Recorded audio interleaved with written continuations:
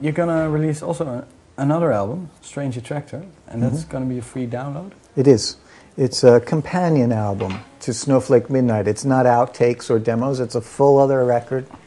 And yeah, it'll be available for free the day that Snowflake Midnight is available on September 29th. You can simply go to our website and download the whole album for free.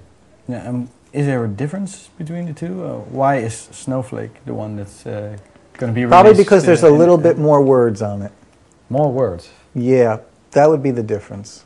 Okay. Not between them musically, but why one is commercial and one is available for free.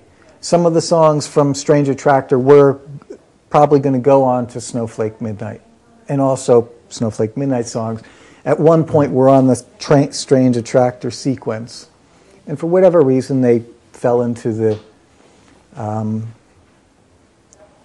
albums the way they did. But they're not necessarily musically the same, but they are equally sort of playful in that electronic sort of way. Yeah. Have you had doubts which one you would do as a download and which one? We did have some discussions, yeah, amongst us. At first, the labels were very hesitant because they thought, well, why are you giving a whole record away for free? You can just sell it. I said, no, for us, we didn't really record it or mean it to be that. We wanted it to be very simple. We also didn't send it out to press to be reviewed. It's just a very simple, understated gesture of us trying to get some music out there to people. Nothing more, nothing less. There's no giant, lengthy book that accompanies it telling some great revelation we had about this. It's for free. It's a very simple thing. Yeah, okay. That's clear. To conclude with, could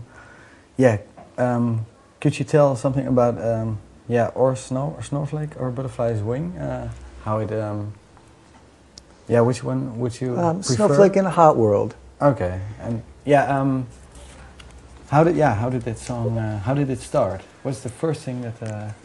The first thing that when we began Snowflake in a Hot World, we didn't know it was obviously Snowflake in a Hot World. It began with a very simple, out of tune synthesizer part, which is somewhat audible in the final mixing, and we were enamored with this. It was almost like its own little organism, this own little tiny sound that just kept sort of repeating but not always in time with itself. And so we just began playing along with, on top of this.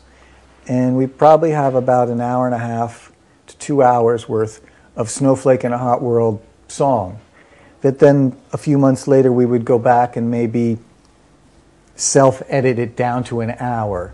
We thought, well, this is interesting. I could play this all day. This is wonderful. And then we'd go back a few months later and listen to it and say, yeah, but this part can go. Just get it out of here. So we'd erase it. And by and large, we began to bring it down a bit and a bit more. And then probably towards the end of it, we began experimenting with some drums on it that initially it never had.